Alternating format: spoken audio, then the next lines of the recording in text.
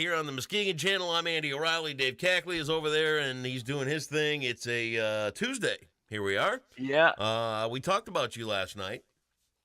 That's what I hear. At the big Stu McCallister show in Grand Rapids, and he had me on as a guest, which is it's a different role for me because I'm used to being the interviewer. Host. So to be Right. an interviewee was a thing, and of course the first question was all about you. Well, I am on the TV. About Dave Cackley. Yeah.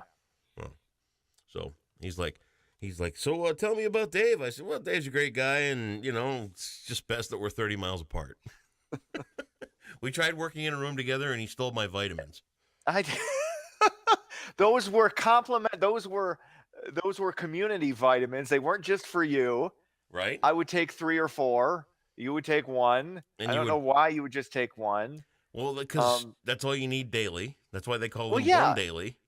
Yeah, but that way you don't have to take one. That way you ain't got to buy your own for the weekend. You exactly. Just put them in your pocket and take them home. I don't have to get the knockoff brand at the dollar store. Maybe you got an extra $5.99 laying around. Some of us. An extra $5.99. I had to buy the whole bottle. Oh, you bought the? Oh, that's right. You thought those were company provided? I don't. Oh, that's right. I forgot what company that was. Fine people over there. Yeah, they were, weren't they? Good folks. I liked everybody. Yeah. Wish they would have let us do it longer, but oh well. I had just about enough. I didn't think it would go on as long as it did. It was funny. Val Lego, I was up in the little kitchenette area here at the ZZM around about 5:30, a little before 6 o'clock, eating my breakfast of Tostitos and salsa. And she came in and said, "Hey," asked me just matter of fact, "Do you miss radio at all?" I said, "No." Yeah. No, I don't miss it. I really don't. Yeah. This is way better. She was in she was in Making a Murderer. Yes. The Netflix show. Yeah, I said I didn't see it, but I knew she was. Yeah, I knew she was in it. We got the Netflix, and that was one of the first things I watched when we got it. And the thing pops up, and she was doing reporting over there at the time, right. And all of a sudden, boom! There's Val Lego. I'm like, whoa! And it was weird to see her in that show. And I made my mind up at that point that if I'm ever in Manitowoc, I ain't even getting a parking ticket. No. That's not the town to get a ticket in. No. Here's the thing: is this is what I know because I did some research about about everything that was going on with that. Mm-hmm. And as dirty as law enforcement was, the guy was guilty. The guy was a bad dude. Yeah. Guy was a bad dude. And it sure stunk like a rotten fish right up to the last second of that documentary, though. Absolutely, and I get that. And there are things, you that's one of the reasons I've said this before. Why I've done a 180 on the death penalty. Yeah, because the justice system is so imperfect, and it can be corrupt at times. It's the best system in the world, bar none. It's not even close. Right. But when it's an imperfect system and you're dealing with something like the death penalty, which you can't get that wrong. And it has been gotten wrong, and you can't correct that. So, that's why I feel the way I do about it. So, well, there you go. Well, thank you kindly. How I roll. All right, roll some news here or something, would you? All right, let's get into it. The House and Senate voted Monday to end the government shutdown. The funding has been extended for 3 weeks. The House passed the continuing resolution 266 to 159. The vote came 3 days after the government officially shut down Friday at midnight. Like I said it would be done in a week, and it was less than that. And you were the great news prognosticator. I am. You could call me a prophet. You could call me a witch. Call me what you want. I got this right because I said it. I mean, they weren't going to want it. Yeah, they weren't going to want to let it go on for that long. And I knew, and I didn't say this, but I knew this was I knew that the Democrats were going to give in a little bit. And some say that they gave in too much. I thought, no, that's not necessarily true. You didn't want this. You've got some if you're Democrats, you got a little bit of political capital just based on how polarizing Trump is. So you didn't want that to extend too long to where it's going to affect you in the midterms, which it may still affect them in the midterms. I don't think the shutdown will, but some other things might affect Democrats midterms. But I think they got out of it what they could, and we'll see what kind of compromise they come up with in the next 3 weeks regarding DACA, because that's obviously got to be dealt with, and immigration, everything. We'll see. Move over, Chuck Todd. Here comes Dave Cackley. Exactly. I love Chuck Todd too. I do. I liked him. I mean, he's not what he once was, but he's still all right. Just saying. Political analyst Dave Cackley, everybody. There you go. Singer Neil Diamond reportedly retiring from touring after he says he was diagnosed with Parkinson's disease. It's just days before his 77th birthday. The legendary performer canceled tour dates in Australia and New Zealand for March. He was on his 50th anniversary tour. I actually saw the AP refer to him as a legendary rocker. Yeah. Neil Diamond's not a rocker. Yeah, Neil Diamond's more of a folk. Day. I mean, for his time, for his time, he was a rocker. We never played. I worked at multiple rock stations. I worked at classic rock stations. We never played Neil Diamond. Yeah, but never once. Well, here's the thing: you worked at classic rock stations, but by the time you got to those, he had shifted into oldies. I mean, if you look at it, and I'll give you a great example. All right. The Doors. Okay. You've got a handful of Doors songs that still transition into classic rock. Yeah. But you've also got a handful, or the Beatles even still too.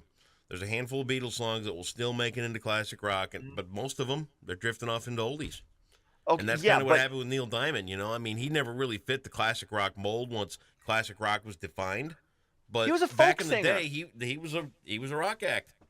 Keep in mind, I love Neil Diamond. Neil Diamond is one of the greatest. I think one of the greatest artists of all time. Yes. But he wasn't a rock star. That he wasn't a rock musician. That's not what that music was. No, you're wrong. Yes, he was. There's no way. What song was a rock song that Neil Diamond wrote? Sweet Caroline's not a rock song. Cherry Cherry. America's not a rock song. Cherry Cherry. What'd you just say? Cherry Cherry. No, that's not a rock song. I'm not going to argue Neil Diamond with you all day, you pinhead. What? I'm just telling you, back in the day, before everybody started splintering off different formats and songs and all this other kind of stuff, he was a rock guy. I think you're way off. AM radio, when that was the big hot thing, Neil Diamond was a rock. There's no other way around it. You want to know a fun fact about Neil Diamond? Yes, I do. First concert ever at Van Andel Arena. Really? Mm-hmm. I didn't know that. I was there. Yep. I remember walking down Fulton Street because I was working there at the time, and I started. Right. I was there when they were digging the hole for that place and everything, and I remember walking down Fulton from the parking garage, and there was helicopters flying all over. There was cops all over the place directing traffic and everything, and I'm like, "Holy cow, this is a big deal!" And it was Neil Diamond. It was the first show there. And what year was it? Was that 90? Was that 98? 97? I can't remember. I know I was in Kalamazoo at the time, so I wasn't getting back to Grand Rapids as much during. My mom got us all tickets, and she took us to see Neil Diamond. It was a lot. Okay, there you go. Your mom went to see Neil Diamond. Right there. He's not a rock star. Oh, shut up. God. What else is going on? This is why we're 30 miles apart. Because right now, if we were still in that room, you'd be running down the hall. It's because you're insane. Lake County has just been named the poorest county in the state of Michigan. Lake has a 27% poverty rate. The unemployment rate stands at 7%, which is well above the 4% average for the rest of the state.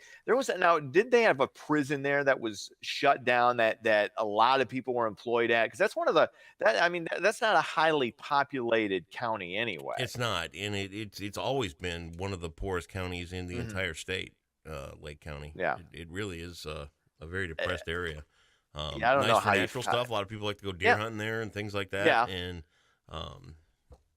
but it's always been one of the poorest counties in the entire state. I'll tell you another area that's really, really, really poor is over by Everett. You ever been to where exactly is that? I know right in the middle of the state, kind of. You go west out of Big Rapids. No, east out of Big Rapids. Excuse me. Yes. You know what? I've gone through there. Yeah, Everett is dirt poor too. Man, hard to believe that there are areas in our state that are that. I mean, this is like Depression era poor. This is it's interesting you bring that up because it's very desolate out there. So I remember I was with a friend of mine and thinking, if you wanted to commit a murder and bury a body somewhere where nobody would find it, right, that's where you do it. I mean, not that I was going to do that. Next time you want to argue about Neil Diamond, I'll keep that in mind. Just embrace the facts, man. That's all I ask. I just did. No, you didn't. U.S. government's first shutdown in 5 years didn't have much of an effect on the state of Michigan, according to a study released by the personal finance website Wallet Hub on January 22nd. The third day of the shutdown, Minnesota was the only state less affected than Michigan. Main reason, of course, or one of the main reasons, Michigan does not have a lot of people employed by the federal government. But, people forget this, that even during the shutdown, it was something like, I can't remember what the percentage it was, but 88 to 90% of the government still runs. I know. It's not like the entire thing shuts down. I mean, you're still getting mail. Once again, the military is still doing, their thing. People are still getting their Social Security checks. It doesn't really have that big of an impact, but people in the media cover it like it's this huge, horrible thing, and nobody cared. Didn't really impact anybody.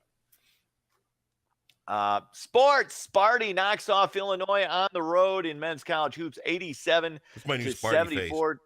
What? Oh, there you go. Very good. Despite committing 25 turnovers, Michigan State moves to 18-3 on the year, 6-2 in the Big Ten. Latest polls just came out. Michigan State ranked at number 6. Michigan at number 25. That's sports. Does anything with Michigan State get an asterisk by it now because of Nassar? Why? I mean, he was a horrifically terrible human being, or is, and he was a doctor or gymnast. I mean, it's the gymnastics program. This is what's interesting with all the heat Michigan State is taking over this. And why I don't think the higher ups. This is different because there's been some comparison to, you remember what went on at Penn State with Jerry Sandusky. Yep. Way back when, what was, what the coaches knew, and, what Joe Paterno knew, and this, that, and what the university did to cover that up. That's a different thing, because that is a revenue generating, one of the great name football programs in the country. Right. Michigan State is not going to cover up. The higher ups are not going to cover up for the gymnastics doctor. That's just not going to happen. Okay. I think that doesn't mean that there weren't problems there, or things were maybe, I don't know if they were ignored or weren't reported on the way they should have been. But I have a hard time believing that anybody is going to cover up for the gymnastics program for improprieties going on involved, especially with what was going on there. So it just doesn't make sense to me. Why would an athletic director or a college president risk their careers, their livelihood over the gymnastics program? I don't see that happening. All right, just checking with you. There you go. All right, we'll talk to you back here tomorrow. See ya.